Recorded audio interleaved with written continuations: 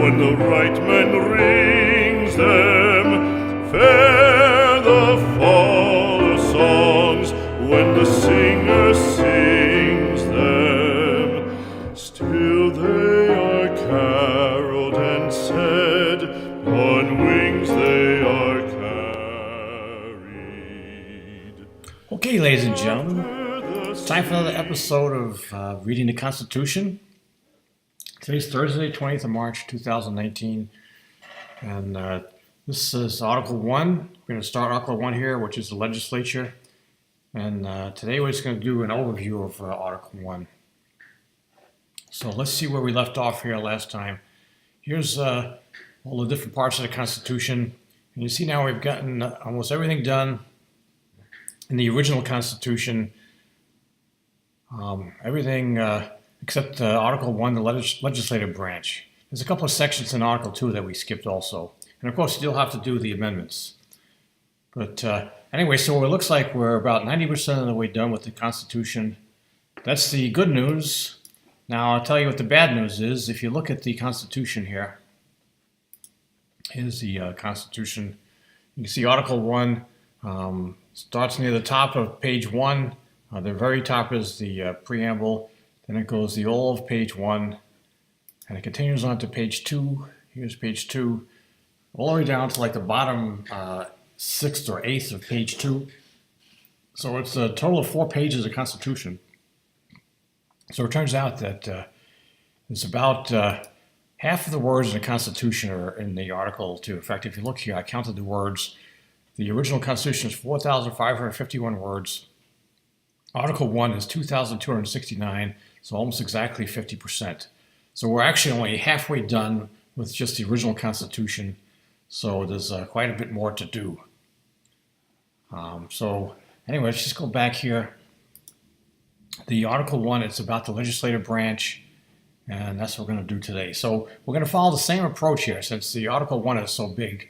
We're going to the divide and conquer method. So we're going to break it down by section, and then probably work on the easier sections first. So let's just take a slightly different view of the Constitution here.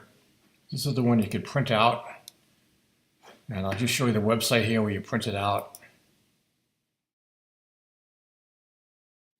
So it's printableconstitution.com. You can take this and just download the PDF and print it yourself.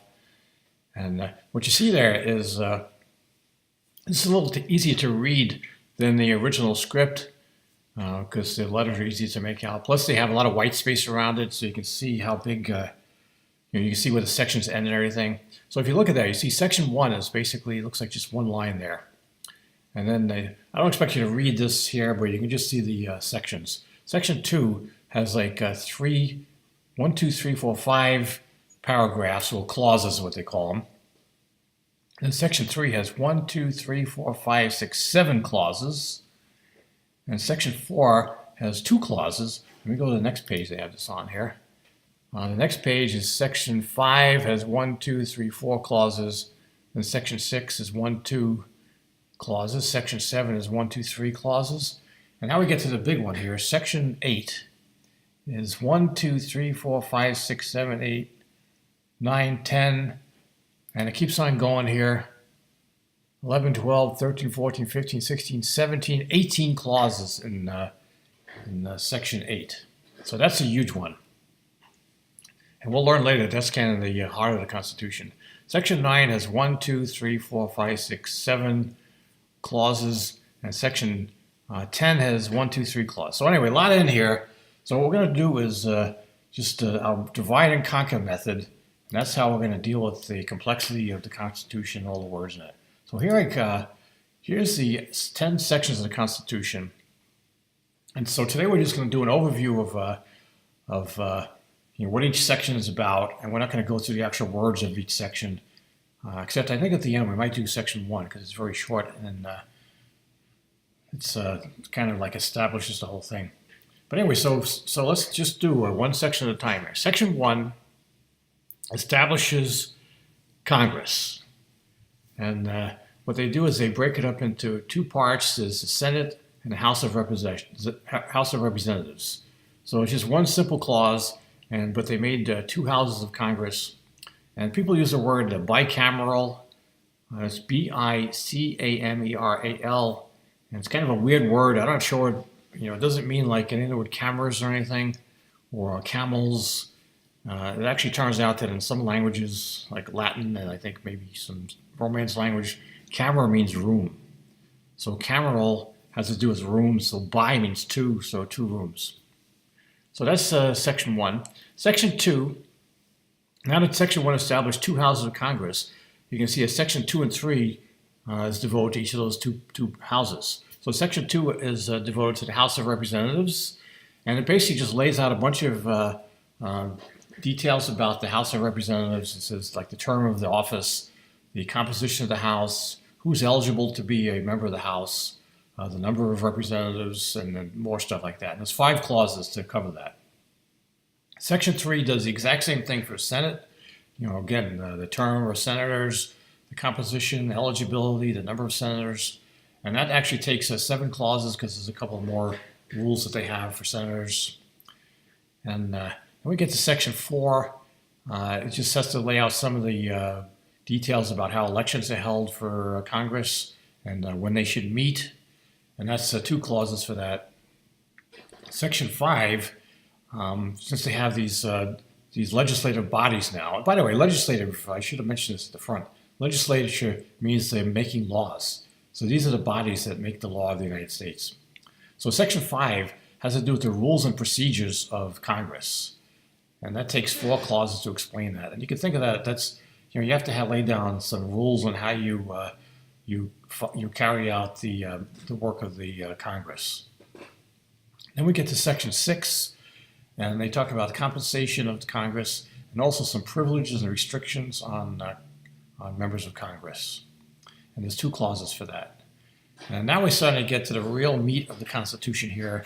Section 7 is bills and laws, and it just talks about, a bill. The work of the Congress is basically to write laws. In fact, that's how the United States essentially is defined, by writing down laws on paper. So passing these laws, what they do is they write a bunch of laws and they put them into a bill. I think a bill is kind of like a package that contains a bunch of laws. And then they vote on it, and if they pass the bill, they send it to the president to approve it. And the president has they call it a veto right. However, I put the word veto in quotes because you do not see the word veto in the Constitution. It's people call it that, but basically the president signs the bill into law. And there's some ways he can, refuse to sign the bill and sends it back to Congress, says, needs to have some changes made to it. And then there's also ways if the president won't sign a bill, the Congress can override his refusal to sign, or override his veto, as people say. So there's 3 clauses to cover that. Section 8 is where it really gets interesting, and this actually enumerates the powers of Congress. Now, in Section 1, it established Congress, and pretty much people agree that it means that Congress only has powers that are specifically given to it.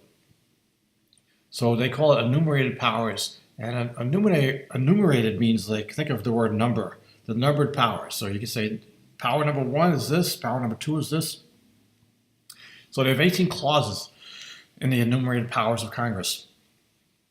And those are really interesting to look at, and we're going to, I could hardly wait till we get to that section, because it's really where it gives the government the power to do things. Then we get to Section 9, and this is Prohibitions of Congress. And this is essentially things that Congress is prohibited from doing, and they want to kind of check the power or limit the power of Congress. So there's 8 clauses that say here's things that Congress cannot do, and if when we get to those, you're going to see a lot of no's, right? Let me see if I can find this here. Yeah, it'll say all kinds of stuff like. What does it say? Yeah, it'll say no this, no that, no this.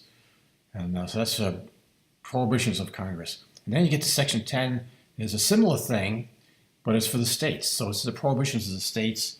And you'll see this again, there's 3 clauses here.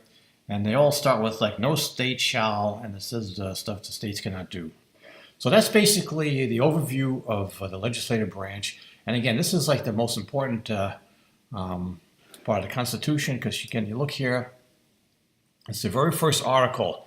So right after the preamble, when they introduce the Constitution and say what they're doing, the very first thing they do is they go into Article 1, Section 1. And we're going to do that right now.